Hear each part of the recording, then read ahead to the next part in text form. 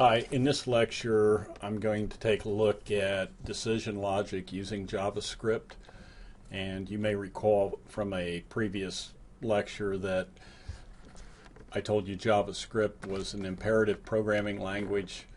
It's a language where the programmer has to specify how the problem is to be solved step by step, and one of the things that imperative languages all share in common is that they allow those steps to be implemented by way of three flow of control structures, one being sequence, which is the default flow of control structure.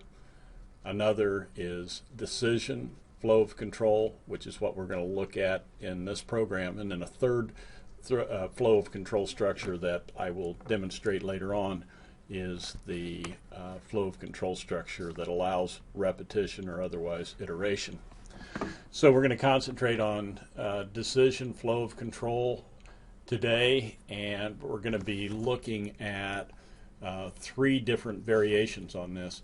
We're going to look at the simplest type of decision logic, which is sometimes known as the one-way decision flow of control structure, which is implemented in JavaScript using the if statement. We're going to be looking at the two-way decision logic structure, which is implemented in JavaScript with the if-else statement. And in fact, I'm going to have you develop a program using this type of flow of control. And then we're going to look at a third decision structure that involves nesting flow of control structures, putting, in this case, a two-way decision structure inside of a two-way decision structure. And I'll go through the details of that here in a moment. So I want to back up here a little bit and review this diagram, and then we're going to look at its implementation in JavaScript. The actual JavaScript program that I have is a little bit different than what you see in this diagram. In this diagram, I show a single one-way decision structure. In the JavaScript program that I'll demonstrate, I use three one-way decision flow of control structures in sequence. So there are three individual flow of control structures, one right after another, that is really just, this decision logic implemented three times over. So when I look at the program code, you'll see what I'm talking about. All right, so just a quick review. If you recall, if we interpret a flowchart, we find the terminal symbol that begins with the keyword start and then begin to follow the flow lines, and that takes us step by step through the process. And in this particular example, we're getting our Celsius input. In the program that we actually look at, that input will be provided by way of a parameter when the function is called up. Then that parameter value is used in a calculation, and we will derive a new value, a Fahrenheit value, and also assign it to the form. So unconditionally, the program will calculate a Fahrenheit value based upon, again, that parameter input, and then it will unconditionally assign it to the form as well. So that value will show up in a text box in the form. That all happens unconditionally. Then we reach a decision point, and this is where the one-way decision structure begins. That calculated value will be examined, and if it is a value that is less than or equal to 32, then we'll follow the flow line that corresponds with the true path, where I have a T here, the true path, and that will take us to a step that will assign the string literal cold to a form element, and then that will take us on to a step where the form element background color will be changed to a color blue. So if the calculated value is less than 32, it'll take the true path, do two things, and then the decision logic structure ends right here where these two arrows merge. Now, the decision is based on some true false outcome or some Boolean decision. And there's the possibility always at a decision point of the decision evaluating true, and also there's the possibility of it evaluating false. If it's a one-way decision structure, and if it evaluates false, then it does nothing. Okay, so you'll notice that if it takes the false path, it just comes down here and merges with the true path at the end of the decision structure. And then again, I show the flow line leading from that point, and anything beyond this point, this flow line on, would represent what goes on in the program independent of, outside of this decision structure. This is an example of a simple one-way decision structure where I have some things being done along the true path and nothing being done along the false path. And this is implemented in JavaScript using the if statement. Okay, so I want to go to the actual program code here and take a look at this. And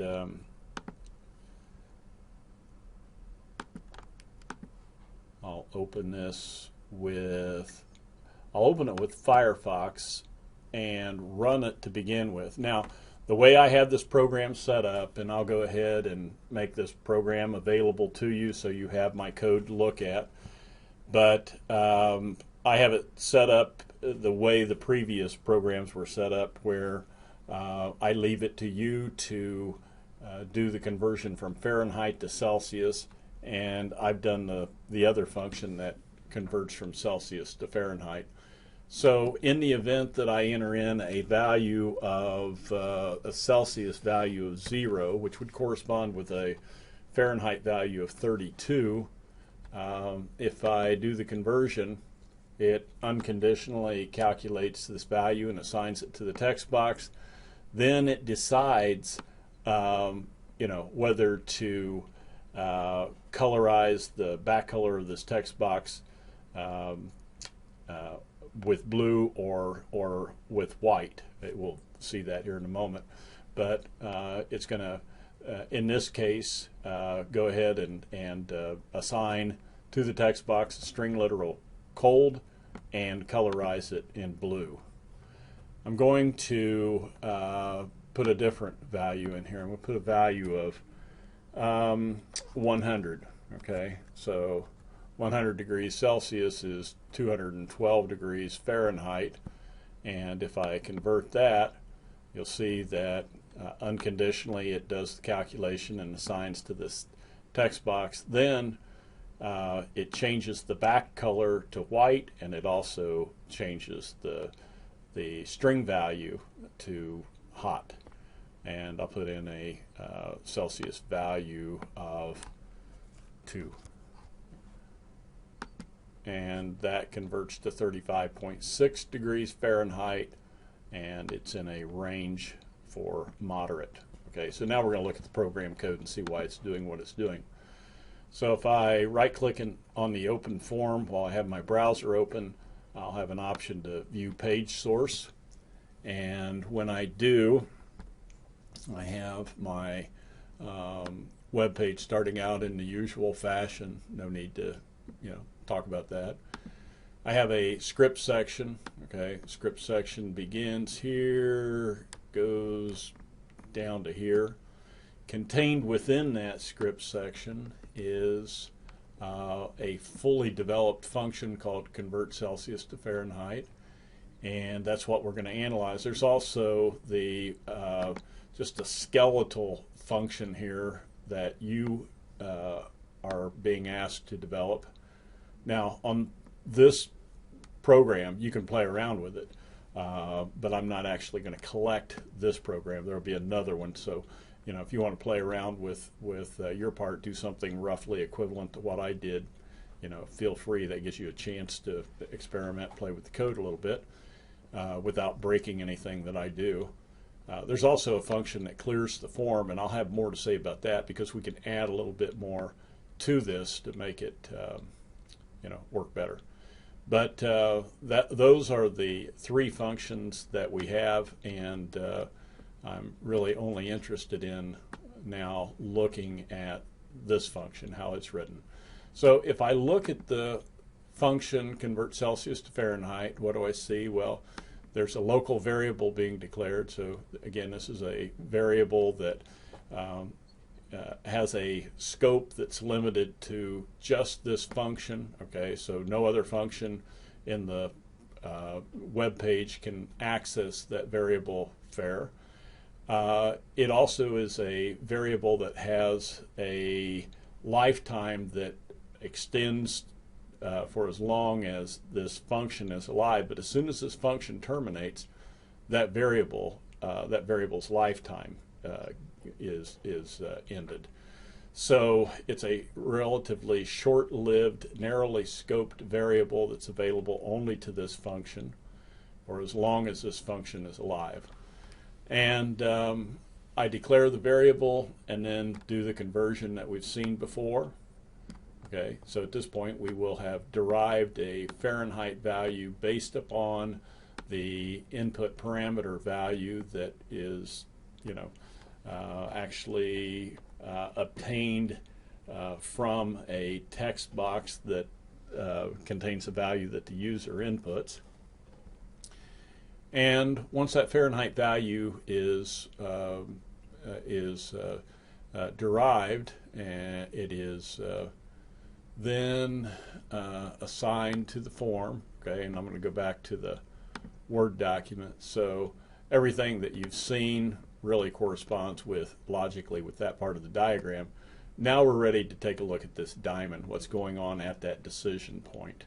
So when we look at the next line, there's a comment statement that says 3 possible outcomes determined by 3 simple one-way decision structures executed in sequence. What does that mean?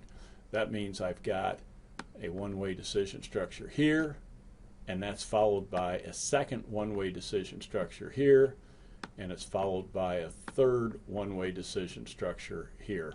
3 simple one-way decision structures in sequence. These are all individual, independent decision structures, and furthermore, they are mutually exclusive. Okay, so let's see how it works.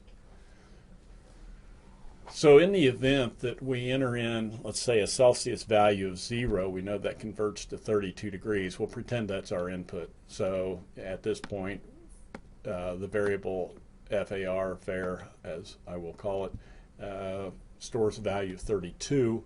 So when we get to this first decision structure, it's going to check and see whether or not this expression is true or false.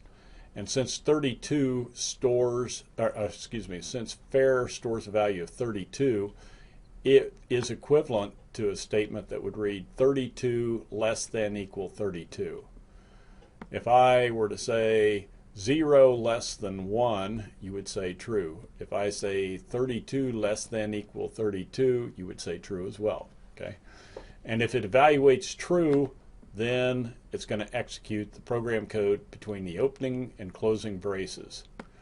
That program code between the opening and closing braces is what you see here and here in the diagram. That corresponds with the true path. There are 2 statements and there are 2 steps depicted in the diagram. So when I go back and look at that program code, let's see what happens. If it evaluates true, it's going to assign to the form's text box named fare range output the value, the string value moderate. So that's where moderate shows up in the text box. And then in the next line, this line of code is changing the background color of that same text box to a hexadecimal value that corresponds with the amount of red, green, and blue color saturation that was covered in a previous lecture. It's going to change it to a value of white. I think I messed up here. Oops, let me go back up here again. Sorry about that. So if this is less than or equal to 32, then this code is going to get executed, and I'm sorry I made that mistake, but it will do two things. It will assign a value of cold to the text box, then it's going to change the background color of the same text box, this time to no red, no green, but all blue. And again, that was covered in a previous lecture, so you can go back. And so 32 less than 32, I can expect that will happen. Now, because it's not done with the function, because this if statement is completely independent of this if statement, since it follows in sequence, this is going to execute next. And what will happen is it will check to see 32 greater than 32. That's a false statement. Okay, so 32 less than equal 32 is true, so therefore this code got executed. Now when it executes this if statement, 32 greater than 32 evaluates false, and if we look at what is supposed to happen, it won't take the true path, but rather it'll take the false path and do nothing. So if the if statement evaluates false, it will take the false path and do nothing, and that is equivalent to if this evaluates false, it just skips over this entire block. So given our input, this if statement will execute, this if statement will be evaluated, and this will not execute. And there is still yet one more if statement in sequence, and it's going to check to see 32 greater than 100. That too evaluates false, so we skip, and as a consequence, this if statement executed, this one, and this one did not.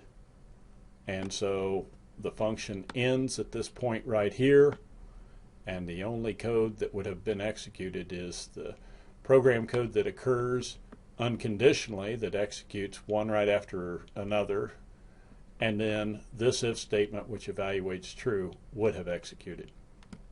All right, let's try another scenario, just make sure we're understanding this.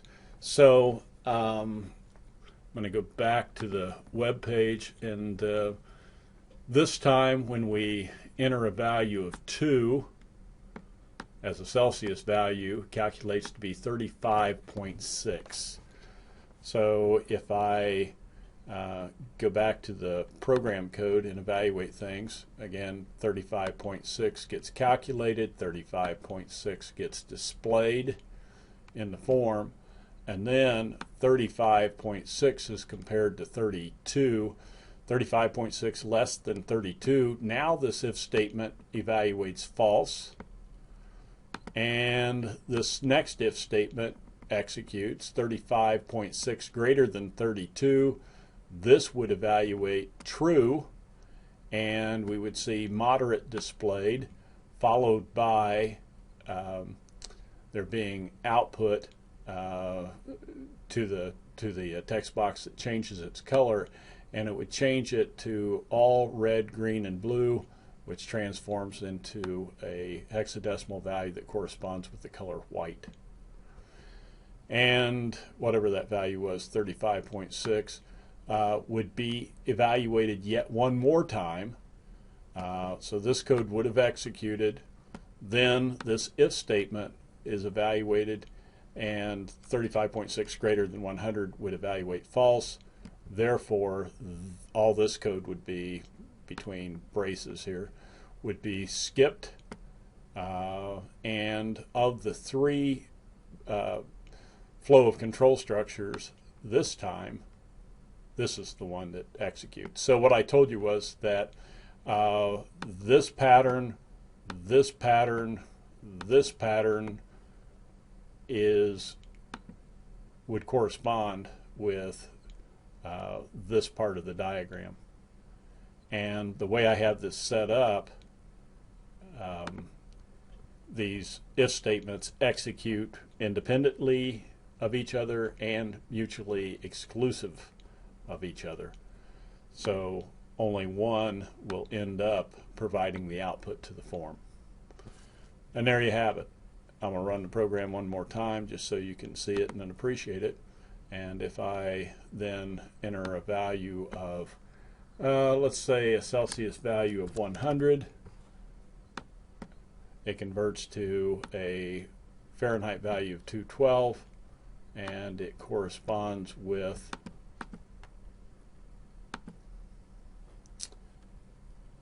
hot, because that Fahrenheit value 212 is greater than 100. Okay, hopefully that makes sense, and you see how the first diagram, the first flow chart, can be implemented in program code.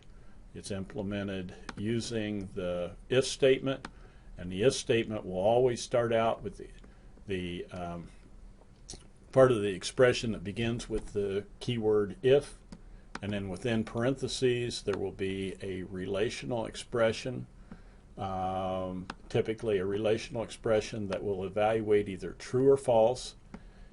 And with the if statement, when it evaluates true, the program code between opening and closing braces, that block of code will execute, and then it's done. When, in the case of the one-way decision structure using the if statement, when this evaluates false, it takes the false path in the diagram, which is to do nothing. It skips over and nothing gets done. It takes the nothing path. All right, so there you have it, the if statement. Now let's take a look at another program. So let me close this up.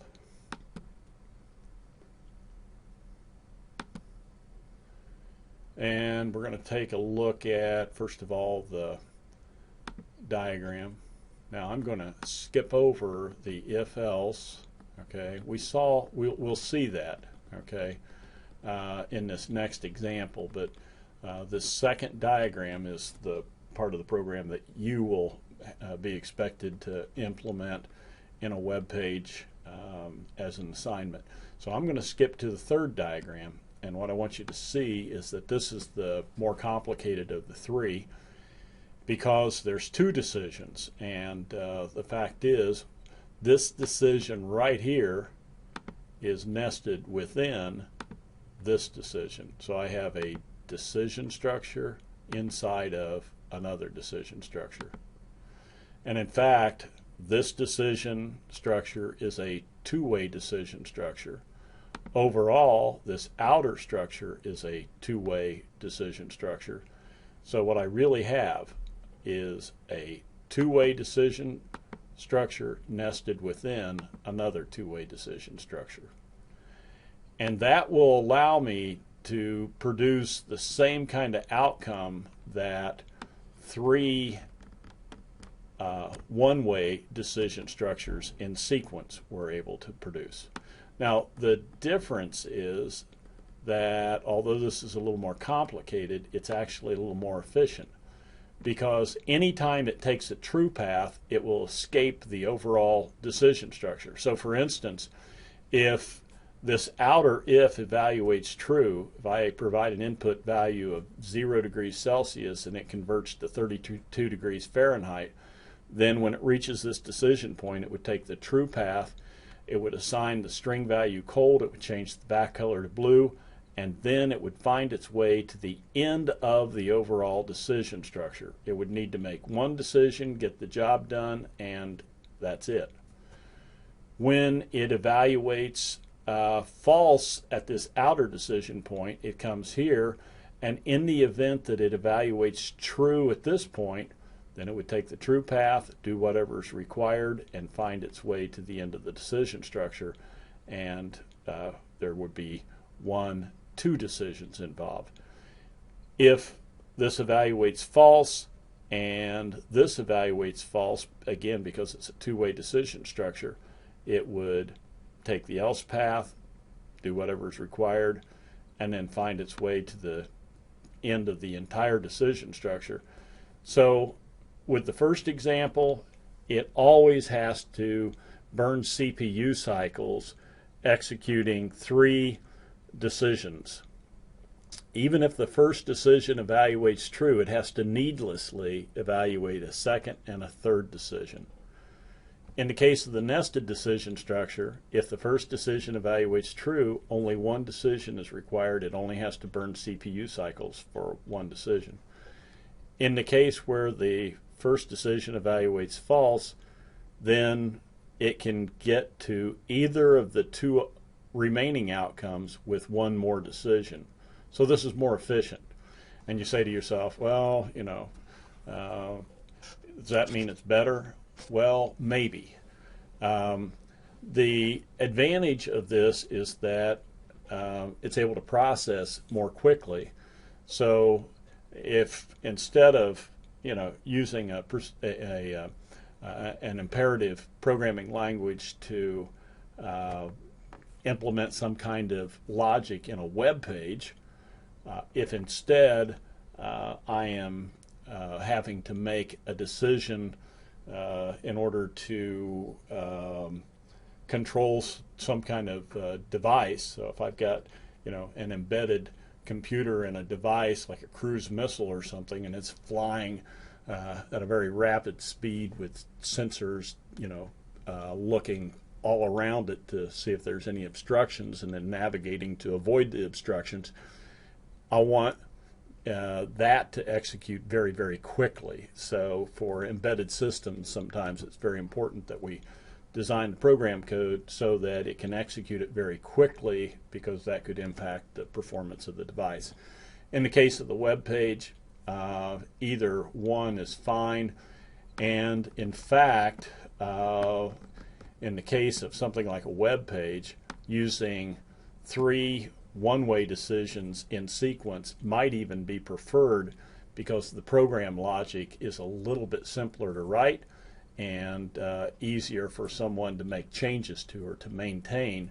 So consequently, since since speed isn't the issue, then it might actually be cheaper in the long run in terms of paying for human labor to go ahead and use the less machine efficient form of this, to just use the 3 one-way decisions in sequence. But you should know the advantages. So the simplicity is the selling point for the way I just previously demonstrated, and efficiency, machine efficiency, would be the selling point for what I'm about to demonstrate.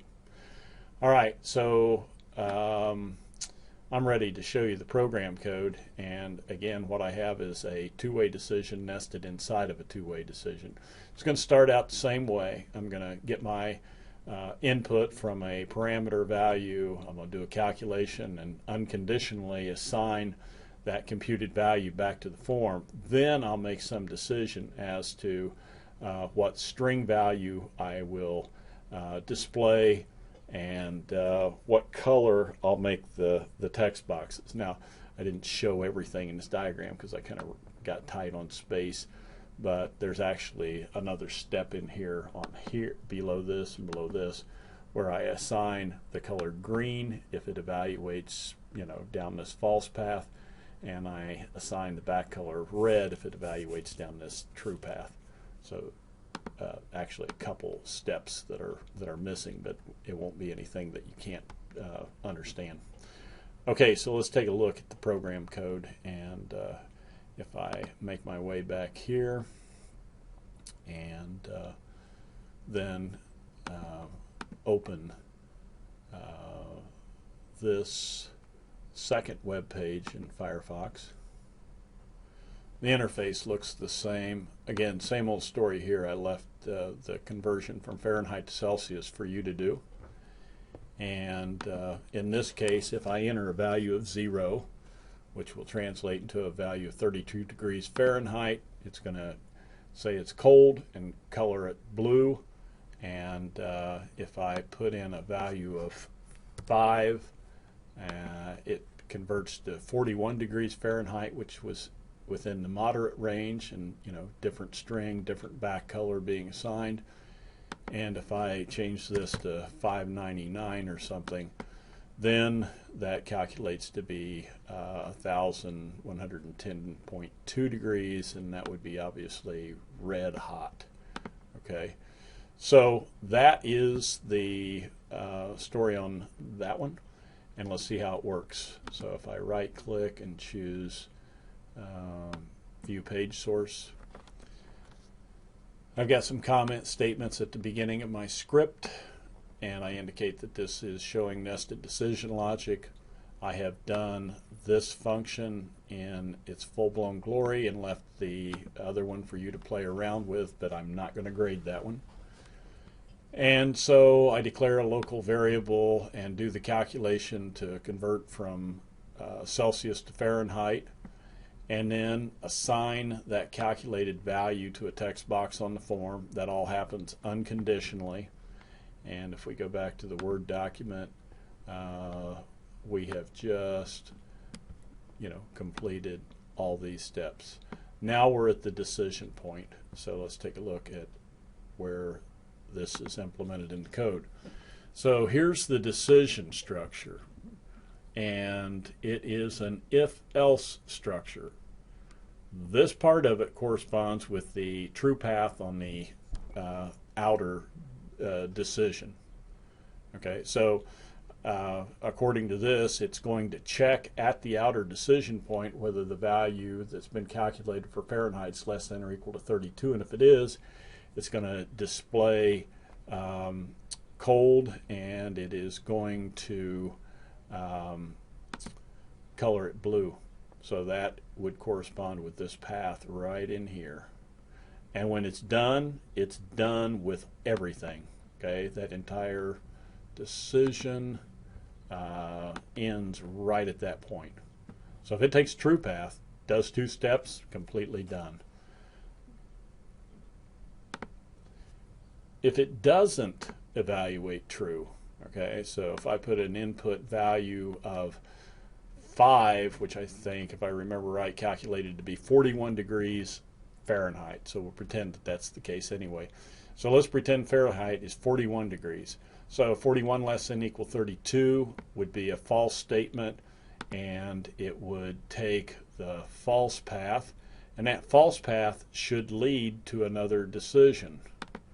So if it takes the false path, then it means that it takes the else path with respect to this first if.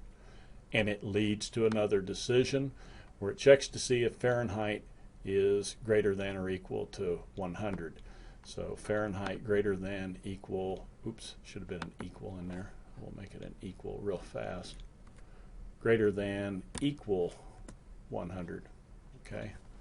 And if that's true, it's going to take the true path here and assign hot and change the back color.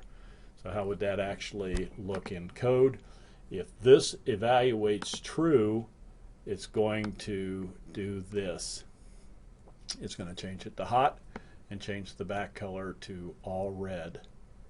And ignore the else. Okay, so by ignoring the else, that takes us to the end of the outer decision structure right there. And if it evaluates true and takes this path, then it goes on to the end of the outer decision structure without doing anything else. And if it evaluates false, then it's going to take the else path with respect to that inner if and display moderate in green. It's going to take the false path with respect to this decision point here and display moderate and in green, and then it finds its way to the end of the overall decision structure. And again, so it's more efficient. Worst case scenario, it has to make 2 decisions. Sometimes it can make it can get the job done using 1 decision. So there you have it, nested decision logic and its implementation here in JavaScript.